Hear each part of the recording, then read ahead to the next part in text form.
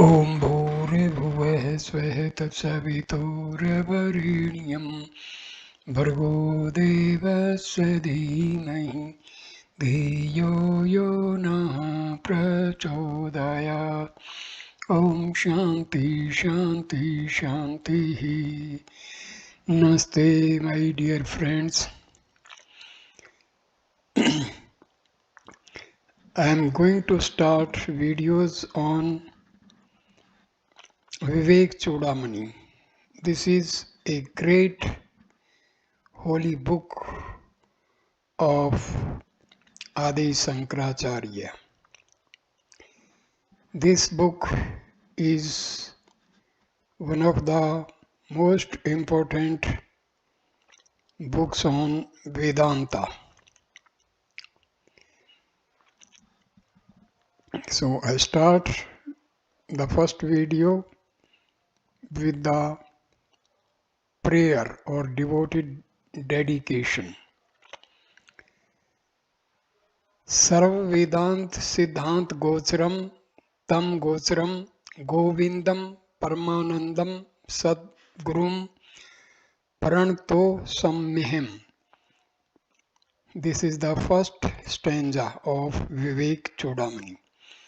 My salutations to Sri Sadguru Govinda, who is of the nature of bliss absolute, who can be known only through the import of the essence of Vedanta, and who is beyond the reach of the known instruments of perception.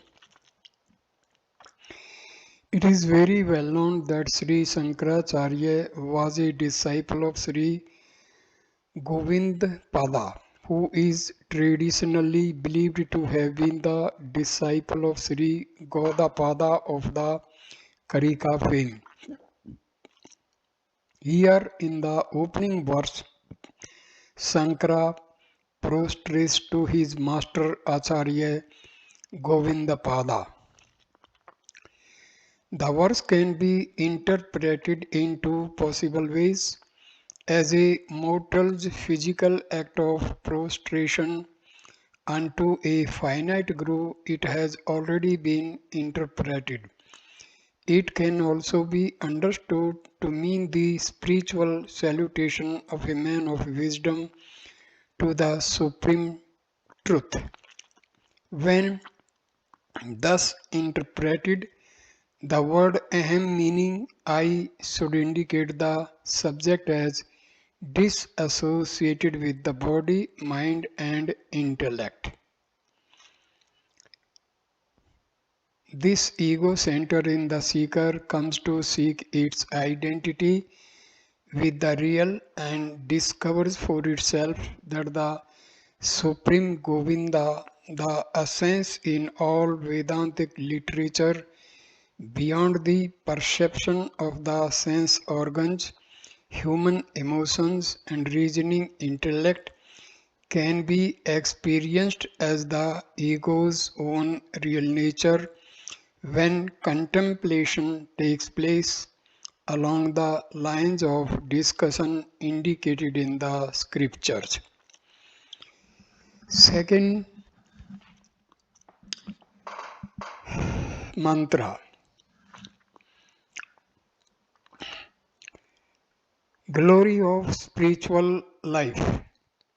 Jantunam narjanam durballab matah पुंस्तवम ततो विपर्ता तस्माद्वैदिक धर्म मार्ग परता विद्वत मस्त मात परम आत्मा अनात्म विवेचनम सब अनुभवो ब्रह्म आत्मना संस्थिति मुक्तिर्नो शत जन्म कोटि सुकृति पुनर्बिना लभ्यते. For all living creatures, a human birth is indeed rare. Much more difficult it is to attain full manhood. Rarer than this is a sattvic attitude in life. Even after gaining all these rare chances to have steady fastness on the path of spiritual activity, as explained in Vedic literature, is yet rarer, much more so to have a correct knowledge of the deep significances of the scriptures.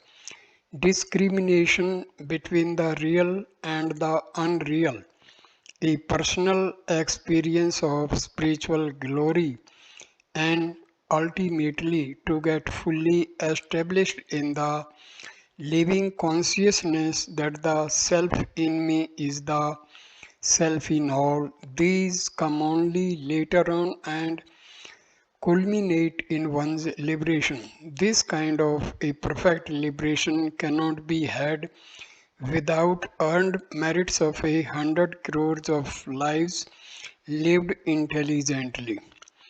In the very beginning of the textbook, Shankara is emphasizing the difficulty of awakening ourselves to real communion of the divine in us. In fact, these are innumerable specimens of living creatures in the universe. Truth is the substratum of all and therefore the real nature of all creation, even the inert and the insentient. In stone life too, truth exhibits itself as existence, but unfortunately, the stone is not aware of it. A little more evolved is plant life, which seems to be more aware of the world outside, and so the plant compared to the stone is a higher evolved specimen in the world of beings. When we come to animal life, we find that different species exhibit different degrees of awareness, not only of their external worlds of stimuli, but also of their emotions and feelings. Of them all, man seems to be the only living creature in the universe who is independent for his rational conquests and is the sacred being which, through intellectual conviction, can gain a firm control over the emotions of the mind and apply this regulated and controlled energy for purposes of transcending psychological existence and thereby peep into the boundless realms of bliss and beauty, love and perfection. It is in this sense that the Hindu rishis considered man as the supreme being, while in this modern day and age man is considered great since he has developed technology and can build machines. If one were to follow this argument, the monkey world would take it as a great insult when it hears modern man declaring himself to be a descendant of the ape. Here Sankara seems to emphasize that this text is meant only for evolved human beings since it explains and expounds a theory of spiritual perfection which can be understood, practiced, pursued, and perfected only by men of certain mental caliber and moral character.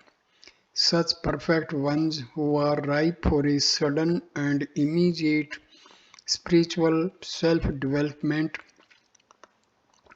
are always rare in the world at any given period of its history. Thus the Acharya says that to get a human birth is rare, having got a human birth to have a masculine temperament is rare still. In the interpretation of this verse, a lot of misunderstanding has crept in, and some even glorify their misunderstanding on the score of a Vedic sanction. Thus, Pandits jump to a hasty conclusion and interpret this statement as a direct condemnation of women. According to such a thoughtless reading, women are not considered fit for Vedantic contemplation or self-realization. It is indeed strange how such fantastic ideas gained currency in the country of the great rishis. For more than half our scriptural declarations have been either given out by the Divine Mothers or were addressed to them directly by the rishis. Then why this special preference shown to the masculine sex? At this juncture, we must bring our discriminative capacity to understand that when these qualifications were given out, they were not given out with reference to the body. With the body, no Vedantic sadhana can be undertaken.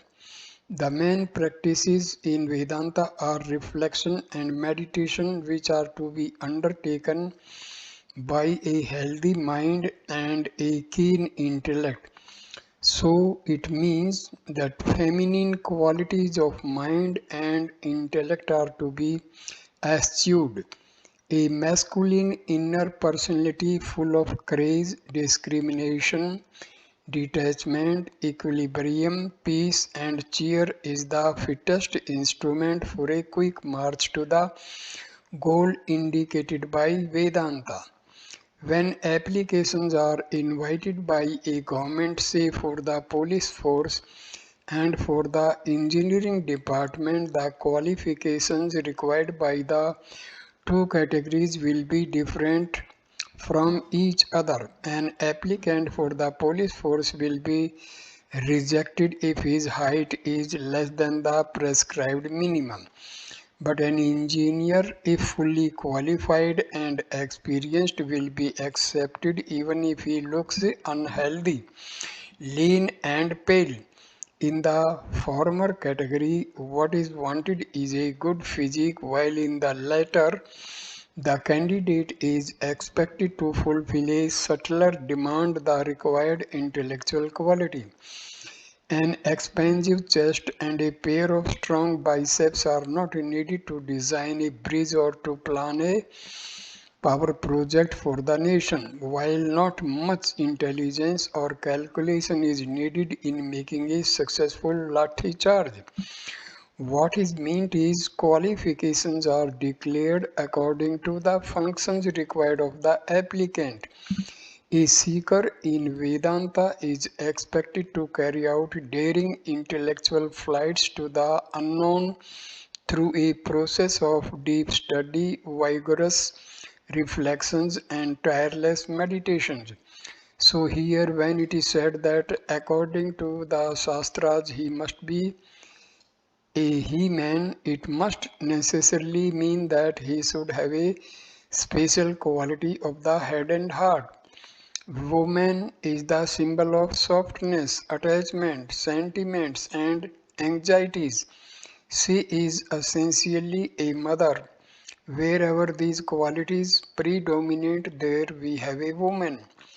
In this sense, there are many women among bearded ones, and a firmness of determination, detachment, intellectual hardiness, and steadiness of composure are signs of a better evolution. These masculine tendencies of head and heart are amply seen in many women.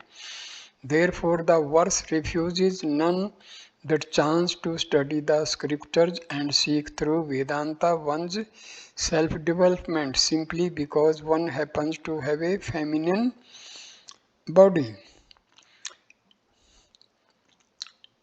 Viparta. This again is a term upon which the orthodoxy built up an absurd interpretation that self-realization is available only for those who are by sheer accident of birth worthy or unworthy sons of Brahmins.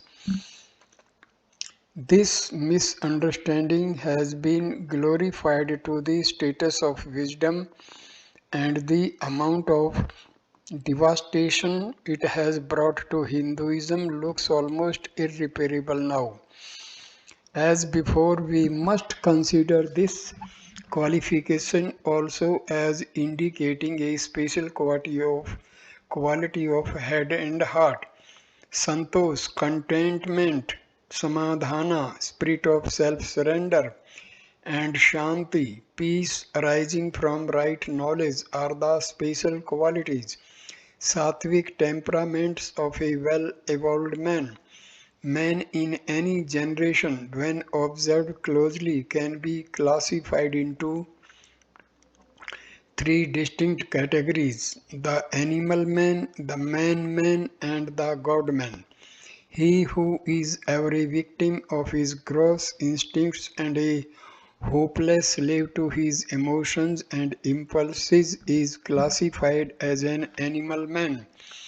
When he has disciplined these instincts in himself, he is considered a full grown, mature human. Such a vipra, meaning a man has the necessary viparta to strive rightly and grow steadily into the last stage of his evolution, the supermanhood or godhood, when he becomes a godman. Vedika Dharma Marga Prata. When one has a human body along with the serener qualities of the heart and the sattvic attitude of the intellect, one is indeed blessed with all the preliminaries for his evolution. But all these can run to waste if not properly harnessed and intelligently applied. So Sankara declares that even after gaining all the above qualifications, rarer still are those who will find the energy to apply themselves faithfully to the methods of integration as suggested in Vedic literature. Selfless karma, rituals and practices of devotion, japa, puja, etc. alone can purify the inner personality and bring more and more integration to it. Concentration increases through desireless actions, and a person who has greater concentration, ekagrata, has necessarily a finer antahakarna. So, steady concentration must be the initial attempt of all seekers, especially those on the path of knowledge. Vidvattam. When such a man has developed a high power of concentration, he becomes fit for a profitable study of the scriptures. But without the true knowledge of the whys and the wherefores of the techniques, he will not be able to keep up his enthusiasm for sadhana because of his limited understanding. Therefore, the study of the scriptures is indicated here, and the literature that shows the goal, declares the path, and gives the rational arguments for both is the Upanishads. When a man having developed his powers of concentration through selfless actions studies the scriptures properly, he gains in discrimination between spirit and matter, the real and the unreal. Soon he comes to realize that the self in him is the self in all, and ere long he gets established in his experience of godhood. Sankara, in enumerating these stages of self development, gives us in a nutshell the unwritten chapters in Darwin's half declared theory of evolution. Here we have all the various stages through which man consciously, by right living and self-progress, climbs on to the lap of the Lord, there to merge with him, there to become Shiva. This is called Mukti, the full and final liberation of a mortal from all his limitations. The last line is not a cry of pessimistic despair, it is the call of hope urging man to wake up and act, to grow and achieve the highest gain. No reader of this verse should consider himself as standing low down in this upward procession. One who feels charmed by the call of Vedanta, who can appreciate its arguments, who feels a sympathetic understanding of the ideal indicated is indeed at the fag end of his transmigrations, the product of an entire evolutionary past.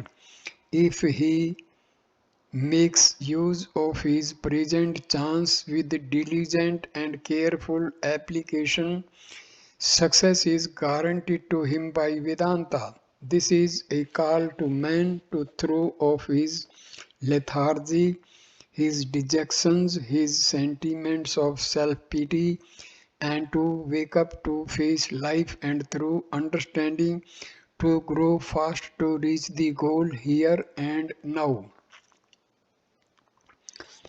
Stanza number 3. Unique graces in life. Durlabham त्रियमेव देवा अनुग्रह हेतुकम मनुष्यत्वम मुमुक्षुत्वम महापुरुष संशय. Manhood, burning desire for liberation, the capacity to surrender completely to a man of wisdom. These three things are rare indeed, and wherever they are found, they are due to the Lord's own grace. Earlier we were told how rare is the human birth and the necessary qualifications one must have for a vital and positive living by which one can grow in one's inner evolution. In order to emphasize to the seeker the importance of the qualities which he should have when going to a great man of learning, seeking spiritual knowledge, these qualifications are here stressed. Sankara says that to be born as a human being is a sign of the Lord's grace. After this, to employ in life a deep discriminative understanding and to perceive the ultimate futility of all the ordinary mundane pursuits of life and thereby discover an enthusiasm to seek a nobler path of self-redemption is rarer still. Lastly, when a creature is born as a man, when he feels a gnawing sense of impatience at his own limitations, for him to find the right master to guide him across the thorny paths of his imperfections into the soft meadows of limitless joy and bliss is the rarest. Sankara attributes all these three rounds of seeming luck to the grace of the Almighty. The grace of the Almighty, as expressed in Vedanta, is not to be understood as the blessings of a god, a sultan of the sky sitting amidst the clouds showering special packets of grace on chosen individuals. What is meant here by God's grace is only the sum total of reactions gained through the healthy and intelligent way in which the individual has lived through his many previous lives of great and noble cultural pursuits. Stanza number 4. Miseries of the unspiritual man.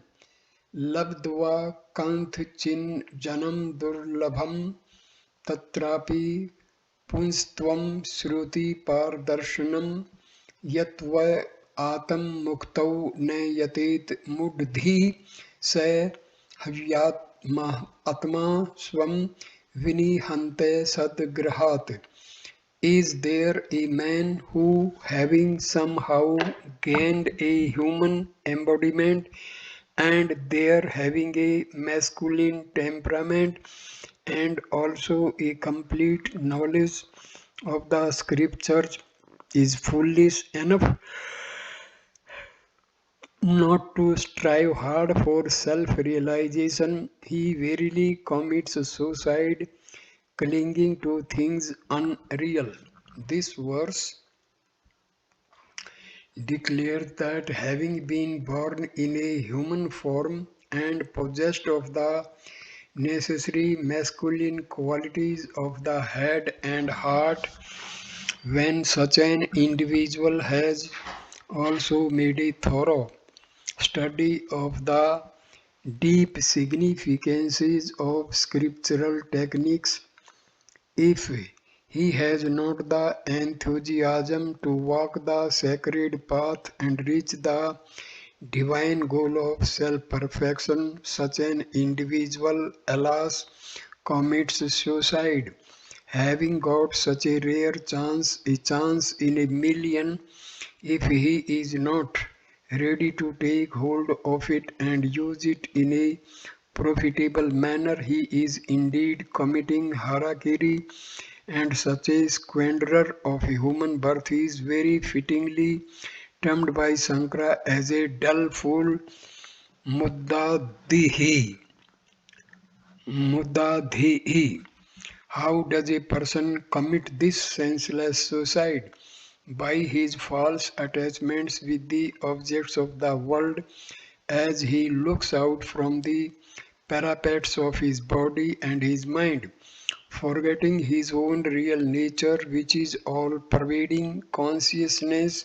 He comes to misunderstand himself to be the matter envelopments which are nothing but thought created incrustations encrustations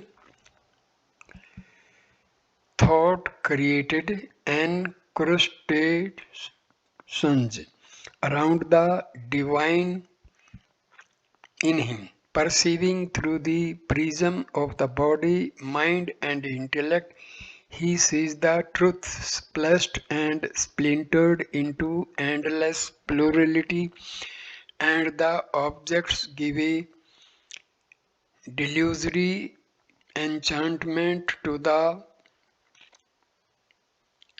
senses and the mind. To satisfy these urges of his body and his mind, the individual runs after the objects. Necessarily, such a deluded person, having misunderstood his real nature, becomes the sansaric ego center, a victim of his own ignorance. This fall of the self to be the selfish ego is spiritual suicide. There is no real suicide possible to the Atma. No danger can come to me simply because I dream the greatest of dangers, even though the dreamer in me suffers all the dangers of my dream. The moment I wake up, I realize that the dangers as well as the dreamer who suffered them were all my own mental creations, only in an unsubstantial dream world. So, from the standpoint of reality, there is no suicide, but Sankara comes down to our level to help us discriminate between the real and the unreal in and through our day-to-day life, and it is in this sense that he says we commit suicide. It is not the destiny of the self to suffer, but it is the lot of the ego that strives in this world to be the sacred and the divine. Stanza number 5. Ite कौनवस्ति मूढ़ात्मा यस्तु स्वार्थे परमादत्ति दुर्लभम मानुषम देहम प्राप्य तत्रापि पौरुषम.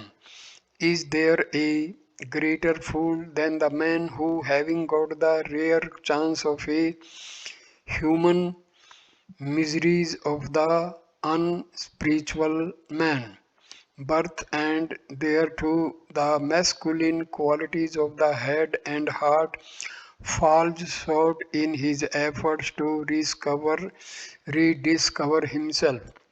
All creatures must wait for millions and trillions of years until nature takes them up step by step and molds them into greater evolutionary equipments.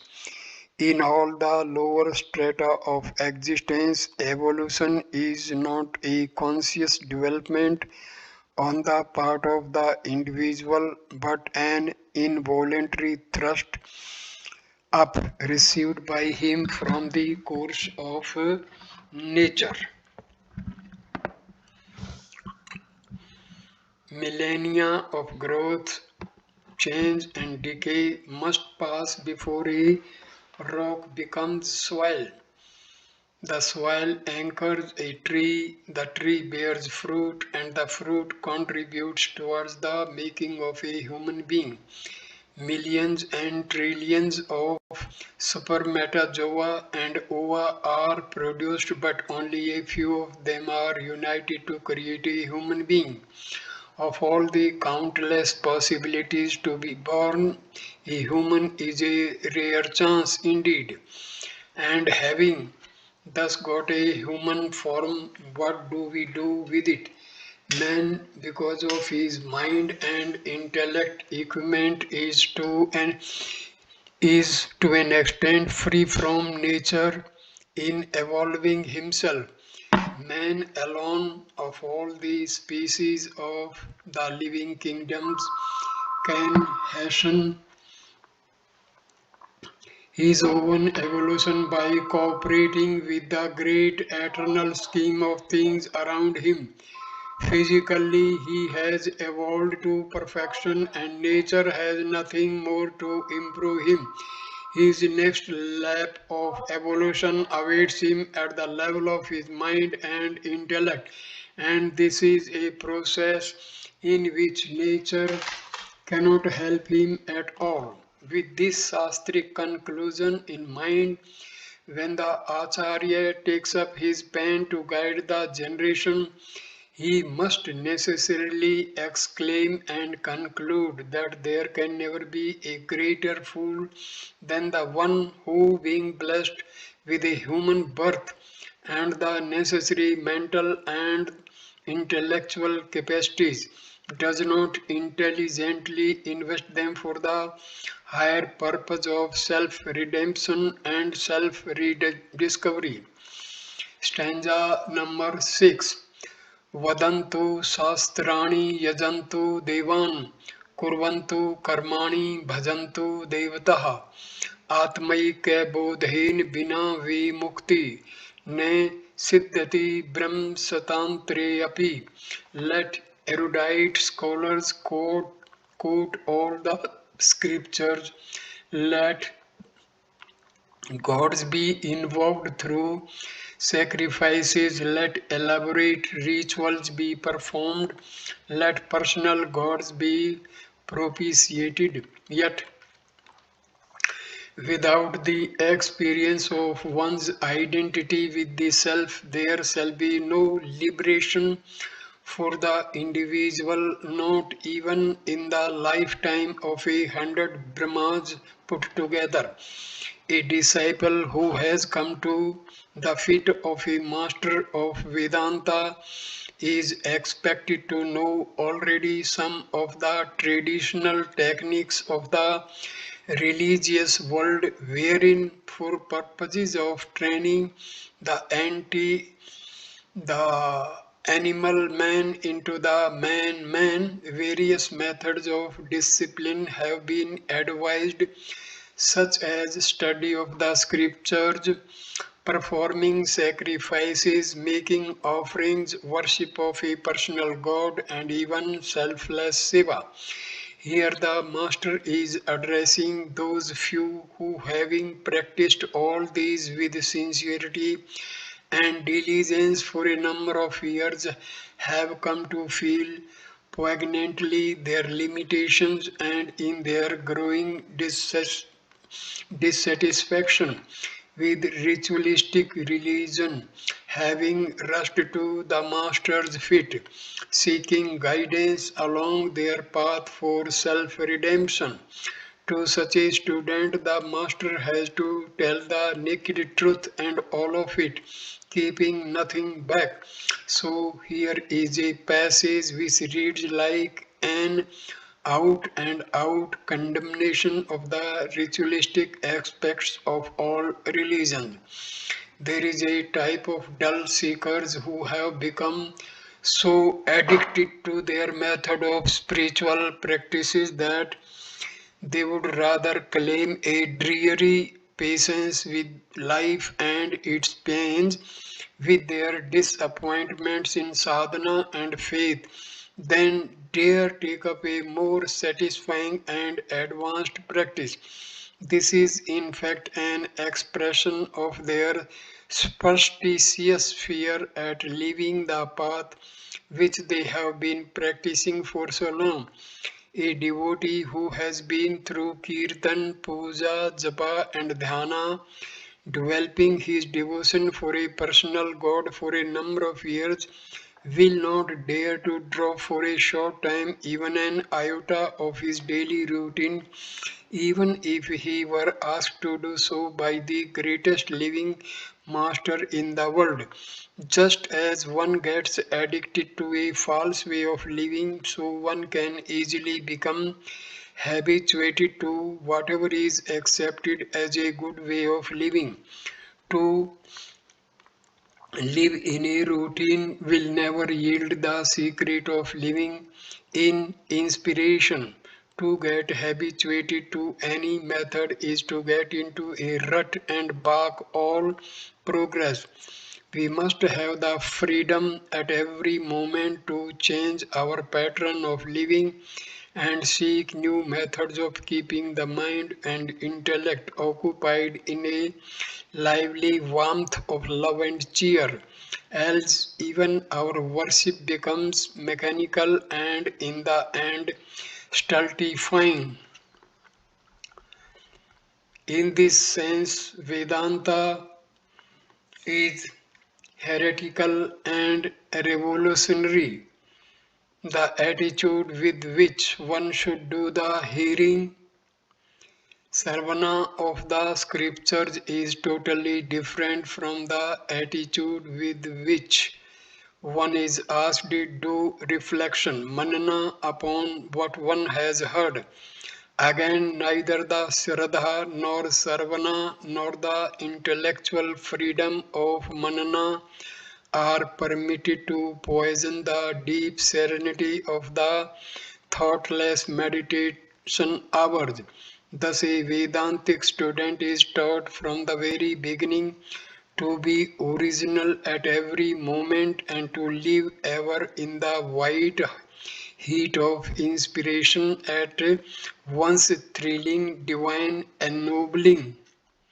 Here, as soon as the student reaches the master, he is washed clean of all his traditional beliefs. This is indeed a kind of shock therapy by which the student is brutally shaken out of the deep ruts into which He may have fallen and shown new dimensions of thought along the straight path.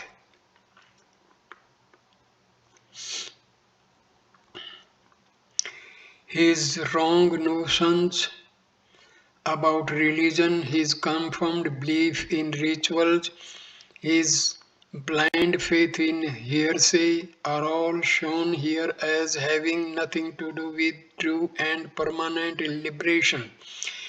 Learning the Shastras, invoking gods through sacrifices, selfless work, and even devotion to a personal god have been denied as having any capacity to give us mukti, even in the lifetime of 100 Brahmas, which is according to our mythology equivalent to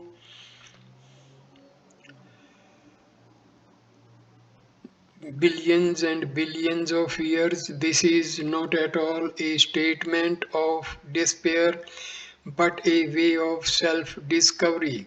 The secret of which is for the seeker to realize that the self in him is the self in all is prescribed here.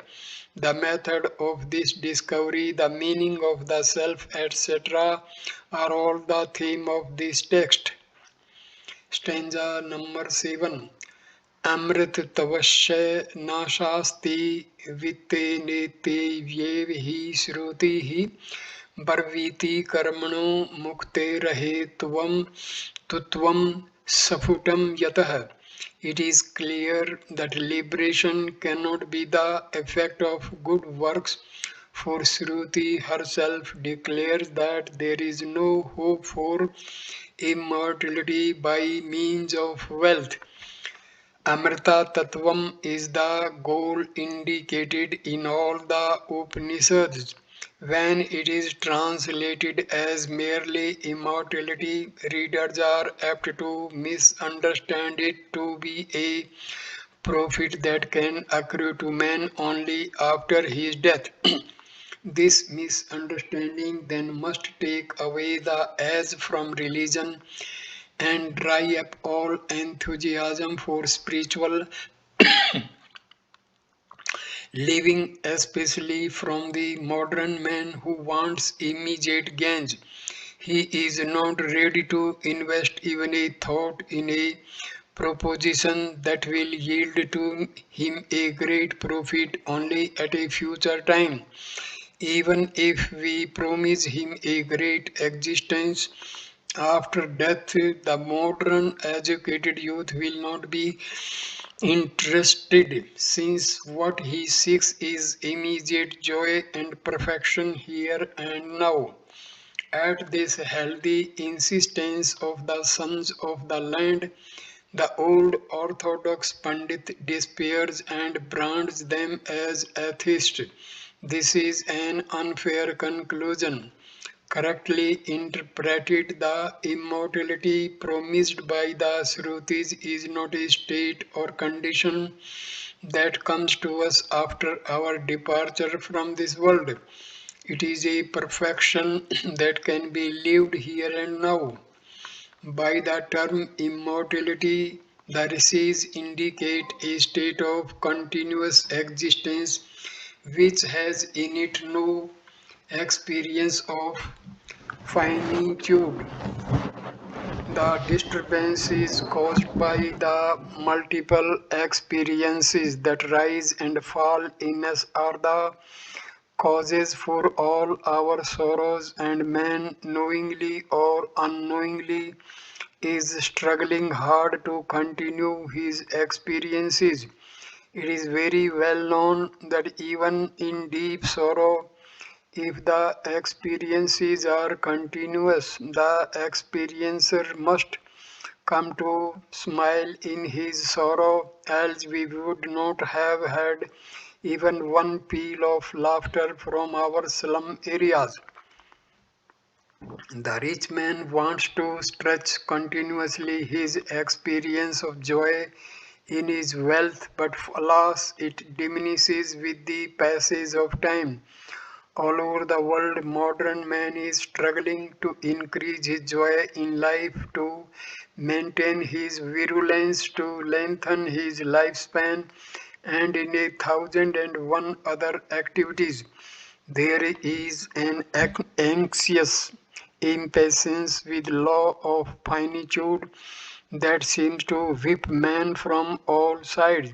The word immortality in Vedanta indicates not a continuous and monotonous living in joy in a hazy yonder there, but a perfection here within ourselves by which we can, irrespective of the circumstances that play around us, come to live a continuous experience of tranquility and peace. The mental equilibrium, which refuses to entertain any revolting or choking disturbances from without, this mental poise and intellectual dexterity which make it possible for the mind to rise in revolt against itself. This endless peace cannot be gained, says Sankara, through the wealth, vittam, of sense objects, vittam, though it generally means wealth, here means the wealth that gives us immediate experiences, and indeed it is these sense objects that directly convey experiences to us from the external world. So, a continuous and infinite experience of peace and tranquility, joy and perfection cannot be had through the satisfaction of our animal urge by procuring, maintaining, and enjoying these ephemeral sense objects. In this sense, this verse throws a flood of light on the previous one. No number of sense objects, be they as sacred as the Vedic text, no amount of activities, be they as sacred as yagnas or worship, can by themselves take us to that mental poise. All acharyas, irrespective of their philosophical beliefs, accept the declarations of the scriptures as absolute and as having unquestionable authority. This attitude is not acceptable to the modern youth who, in his colossal ignorance, thinks himself daring enough to question even the rishis. He may not dare to question in his physical classroom and will silently and satisfactorily swallow a statement such as that electrons and protons are moving with a terrific frequency around a neutron in every atom. His spirit of inquiry and craze of understanding seem to freeze when it comes to modern science, but the moment he hears the declarations in ancient text, he finds in himself the audacity to question, but unfortunately has not the courage to examine or the stamina to experiment with those ideas. What a letdown! The great acharyas of yore were not the senile or idiotic dreamers we are prone to label them. This is not only an insult to their intelligence but also to our own and that of our ancestors who believed and followed them with benefit. The Acharyas accepted the declarations of the Shrutis because of the bona fide character and temperament of the rishis who declared them. They did not, like politicians, go to the public to thrust their ideas down the throats of the listeners. They lived in complete contentment and happiness in their self discovery and it was for the seekers to make a footpath and reach them with their questions and doubts upon life and its meaning, the goal and the path. To those seekers out of sheer kindness, these men of realization declared the truth of their own experiences in a burning spirit of inspiration and love. They had no intentions to misguide these precious young hearts of the generation. These rishis had no ashrams to build or missions to run, so they wanted no agents to hoodwink people and collect funds. They desired nothing, they asked for nothing, they demanded nothing. Physically, as far as they were concerned, they were dead and wanted the world to accept them as such. To such men of wisdom who had divorced themselves so completely from the world of desires and demands to impute low motives for misguiding their generation would reflect only upon our lack of understanding of the literature. When we study a Shakespearean drama, we go to great lengths to understand the life of the dramatist and the England of Elizabethan times. But these scientific methods of study are totally ignored when we come to the scriptures, where we do not even try to understand the mental attitude, the intellectual accomplishments, the physical environments, etc., under which the great rishis served, worked, and lived. The Acharya accepted the Shruti declarations as eternal aspects of the one truth. Later on, for those who want more logic and reason, we have a number of verses which support the assertion that work, no matter how noble or divine, cannot by itself tune the individual perfectly to that equanimous and peaceful mental attitude wherein he can come to experience in this variegated world of pluralistic experiences a continuous and unbroken peace of perfection. Stanza number 8, Means of Wisdom. Atho vimuktai prietet vidvan sannist bahye arthe suksprihi san santam mahantam samupete desikam teno padi dishta arthe smahitatma. Therefore, the learned seeker who is striving to gain this freedom within and who has renounced all his desires for pleasure in the sense objects should duly approach a good and generous master and must live attuned to the true significances of the words of the master. If Shruti declares that a man cannot achieve victory over his lower self and inner weaknesses through actions, however glorious and noble they may be, one is apt to conclude that there is no method by which one can redeem oneself. This despair perhaps the master noted on the face of the disciple and so hastened to console him. We have here a positive declaration of what exactly a seeker should do in order that he may be well established on the path of truth.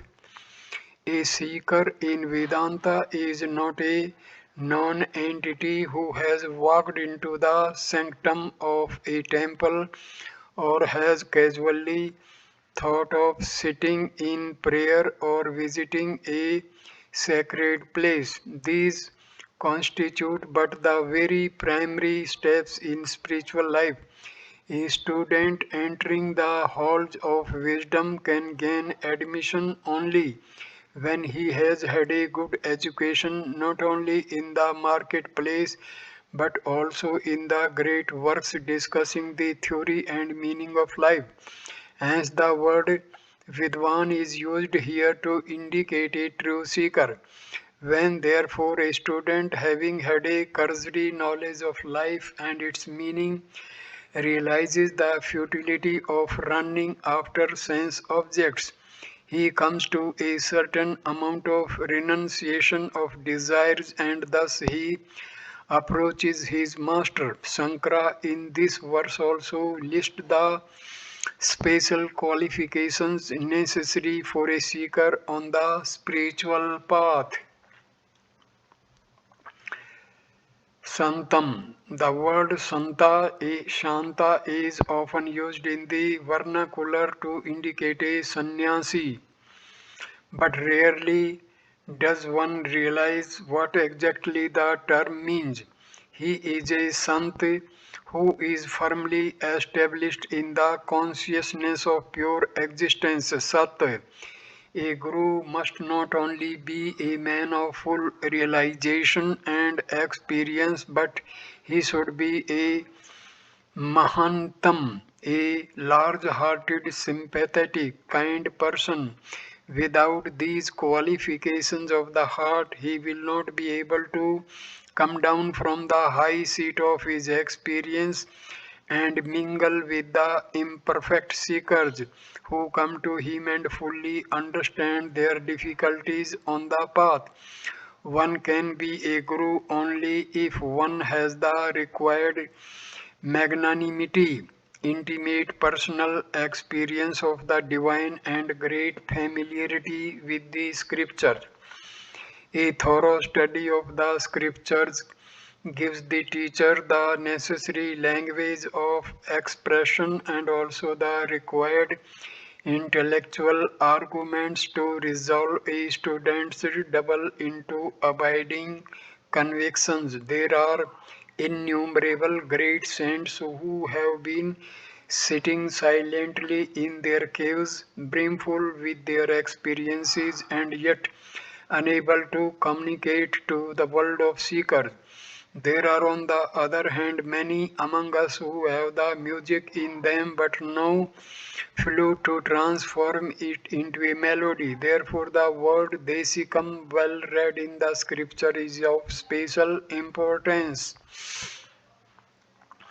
Even if a seeker discovers such a perfect master, he will not be able to react favorably in the master's presence or even to his discussions if he has not the necessary mental attitude denoted by the word samputeya. The manner of approaching a master is not merely a prescription for a shapeless formality. It specifies mainly a mental attitude. If we approach a master with the objective of judging him or evaluating his knowledge, certainly we are not going to benefit. There are some who approach a man of wisdom to make him understand how far they are men of wisdom themselves. This exhibition, this exhibitionism of their laboriously gathered second-hand information will choke their hearts and they will not be able to gain anything from the master's words which rise from his own first-hand experiences. Water flows only from a higher level to a lower level. So too it is with the flow of knowledge. Unless we have the meekness and the spirit of surrender, knowledge cannot reach us.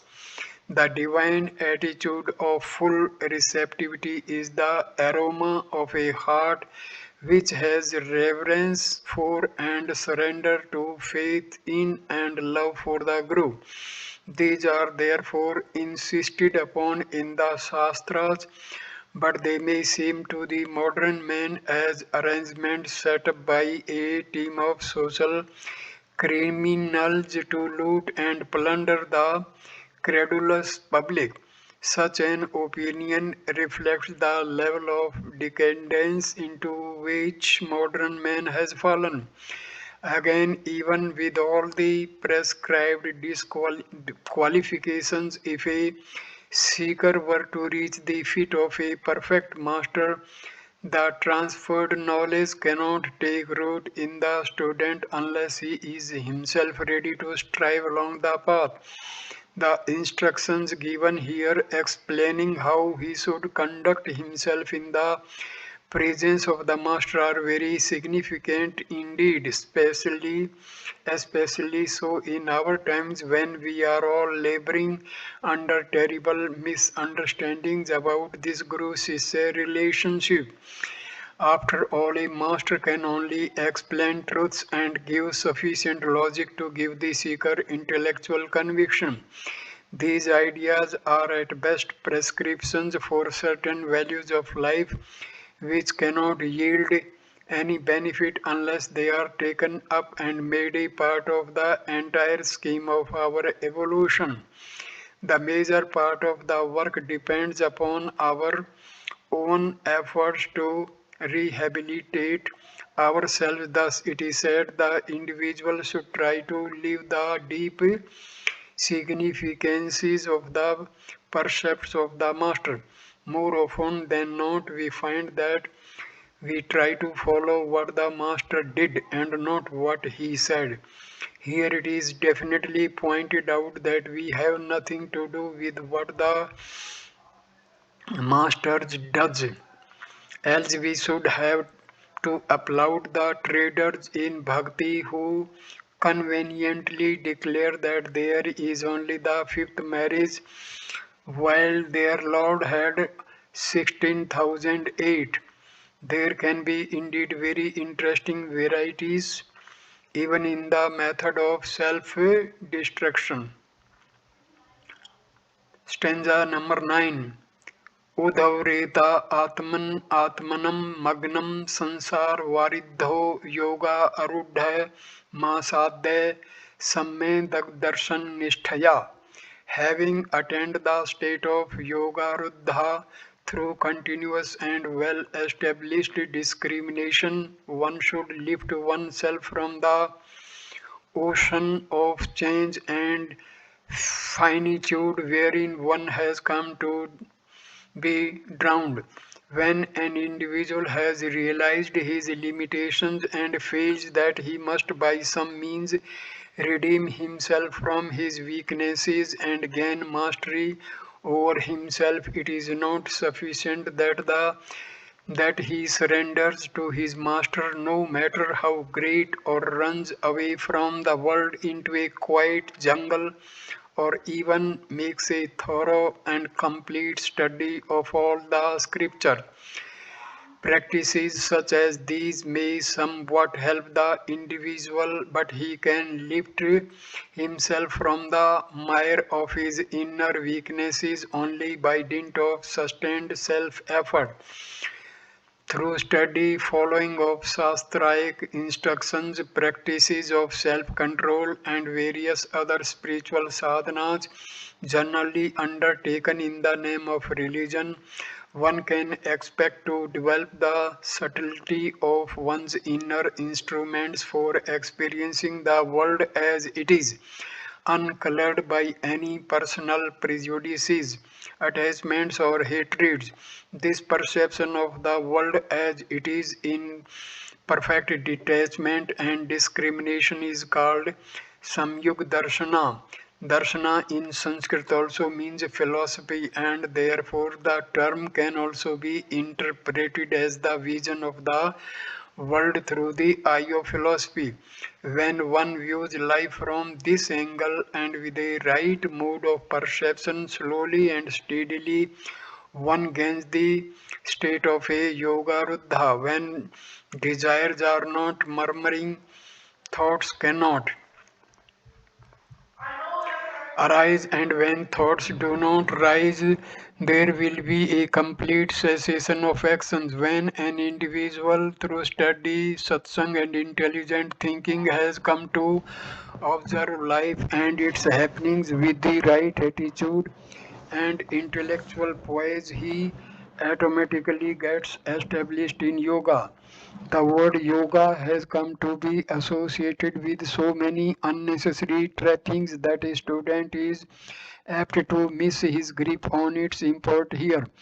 Yoga, in its right sense, is only that state of mind in which the mind, having recognized its weaknesses, attunes itself to a greater and more perfect ideal which the intelligent has shown it. When the which the intellect has shown it, any attempt of the mind to rise from the low values of its present existence to a healthier and diviner scheme of living is yoga. To get established in yoga is to make it a habit to strive sincerely to rise above one's known weaknesses in order to attain the ideal. So I conclude this video. Next video number 2, I will start with the stanza number 10 of Vivek Chudamani. Thank you for watching this video. Namaskar.